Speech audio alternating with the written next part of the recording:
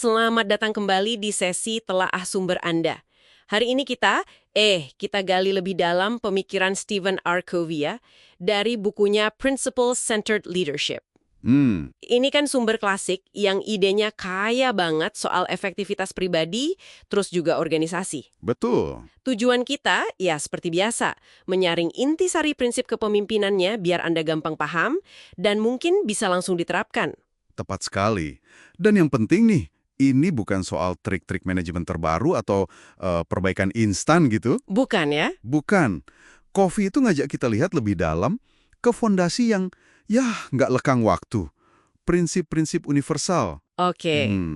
Argumen utamanya, kesuksesan sejati yang berkelanjutan gitu, itu akarnya di karakter kita. Dan keselarasan sama hukum alamiah ini. Mari kita mulai dari dasar pemikirannya deh. Oke, siap. Nah, konsep pertama nih yang langsung, menarik banget, itu analogi hukum ladang. Law of the farm gitu ya. Iya, law of the farm. Covey bilang, efektivitas itu ya kayak bertani. Nggak ada jalan pintas. Bener-bener harus nanam dulu bibitnya, dirawat dengan sabar, baru deh bisa panen. Ini kerasa, gimana ya, kontras banget sama budaya kita yang maunya serba instan. Sangat kontras, bener banget. Analogi ini nunjukin perbedaan fundamental antara prinsip sama praktek sosial yang seringnya fokus ke solusi cepat atau ya citra aja. Oh, citra ya? Iya, Covey bedain nih antara primary greatness, itu karakter inti, kayak integritas, jujur, adil, sama secondary greatness. Apa tuh secondary greatness? Nah, itu lebih ke teknik, pesona, kepribadian gitu. Banyak pendekatan fokus ke yang kedua ini. Tapi kata Covey, tanpa fondasi primary greatness tadi, teknik sebagus apapun ya bakal kerasa dangkal, malah manipulatif, dan nggak akan menghasilkan kepercayaan jangka panjang. Trustworthiness itu buah dari karakter yang udah teruji. Oke. Ini nyambung langsung ya berarti ke ide berikutnya yang menurut saya juga, kuat banget. Pendekatan dari dalam keluar, inside out. Nah, itu dia, inside out. Covey bilang kemenangan pribadi, private victory, itu harus duluan ada sebelum kemenangan publik, public victory. Artinya, ya benerin diri sendiri dulu, bangun integritas, disiplin diri, baru kita bisa efektif bangun hubungan atau mimpin orang lain. Gitu ya? Betul, dan ini sering kelewat loh. Kita kan cenderung fokusnya ke hasil luar, ya kan? Public victory yang kelihatan. Iya, yang kelihatan. Padahal, akar masalah atau suksesnya itu justru di dalam diri. Private victory yang nggak kelihatan. Kayak bangun fondasi rumah lah, sebelum bangun dindingnya. Masuk akal. Implikasinya gede.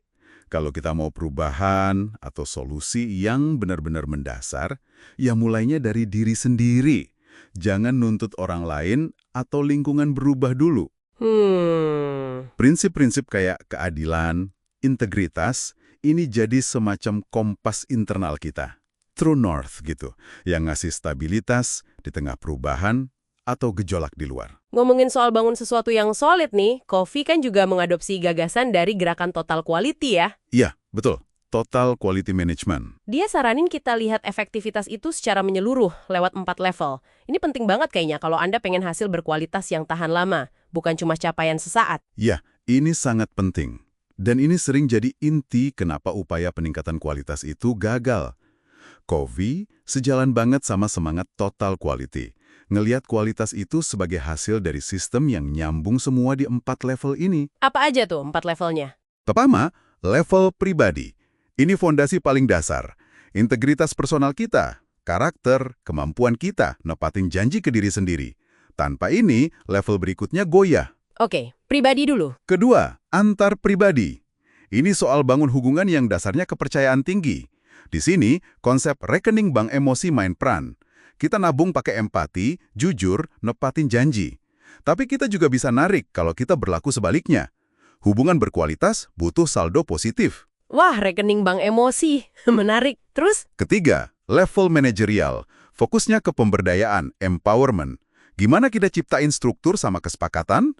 Misalnya, kesepakatan menang-menang, win-win agreement, yang bikin orang lain bisa berhasil dalam kerangka prinsip itu. Memberdayakan ya, bukan mengontrol. Tepat. Dan keempat, level organisasional. Ini soal nyelarasin seluruh sistem, struktur, strategi organisasi sama misi dan nilai-nilai bareng yang berpusat pada prinsip. Semuanya nyambung kayak ekosistem. Jadi ini ngejelasin ya kenapa kadang kita udah coba benerin tim atau organisasi, kok rasanya gagal terus? Mungkin karena kita lompat ke level manajerial atau organisasional, Betul. tanpa benerin fondasi di level pribadi sama antar pribadi dulu ya. Semuanya harus selaras biar dapat kualitas menyeluruh itu, total quality itu. Tepat sekali. Gagal di satu level, itu pasti ngerembet, ngelemahin level lainnya. Total quality cuma bisa dicapai kalau ada keselarasan di keempat level ini. Dan mulainya ya dari integritas individu. Ini juga bantu kita paham bedanya kepemimpinan sama manajemen, menurut Hafi. Nah iya itu sering ketuker tuh, gimana bedainnya? Covey bilang, manajemen itu soal efisiensi, doing things right. Fokusnya ke gimana melakukan sesuatu dengan benar. Cenderung otak kiri lah. Oke, cara melakukan. Sedangkan kepemimpinan itu soal efektivitas, doing the right things. Fokusnya ke apa yang emang seharusnya dilakuin. Ini cenderung otak kanan, lebih ke visi, arah. Doing the right things. Ya, dua-duanya penting banget, tapi urutannya nggak boleh kebalik. Kepemimpinan nentuin arah yang benar dulu. Tangga ini udah nyender di tembok yang pas belum, baru manajemen ngatur gimana cara manjat tangga itu seefisien mungkin. Oke. Ini sejalan juga sama gagasannya W.E. Words Deming, soal transformasi ke arah kepemimpinan buat capai total quality. Kepemimpinan itu ciptain visi, terus berdayain orang buat capai kualitas itu, bukan sekedar ngontrol prosesnya aja. Jadi, kalau kita tarik benang merahnya nih buat Anda yang dengerin, paham prinsip-prinsip Covey ini ibaratnya kayak punya peta sama kompas internal gitu ya? Betul. Bukan cuma soal mimpin tim atau perusahaan aja, tapi juga buat navigasi hidup pribadi, bangun hubungan yang kuat dasarnya kepercayaan, dan jadi efektif secara utuh berkelanjutan gitu. Ini kerangka kerja buat bertindak, bukan cuma teori di awang-awang. Gimana Anda bisa bawa perubahan positif, mulai dari komitmen pada prinsip dalam diri Anda sendiri, yaitu tadi, kerja dari dalam keluar. Efektivitas sejati itu buah dari karakter yang selaras sama prinsip. Jadi intinya, ya kembali ke prinsip fundamental, efektivitas yang langgeng itu nggak lahir dari jalan pintas atau polesan luar aja. Nggak bisa. Tapi dari keselarasan internal kita sama hukum alamiah yang abadi, dimulai dari pengembangan karakter kita sendiri.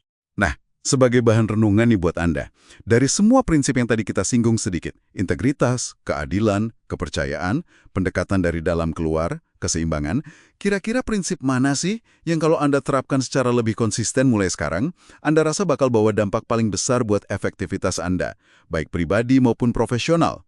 Coba direnungkan ya. Sampai jumpa di pembahasan sumber Anda berikutnya.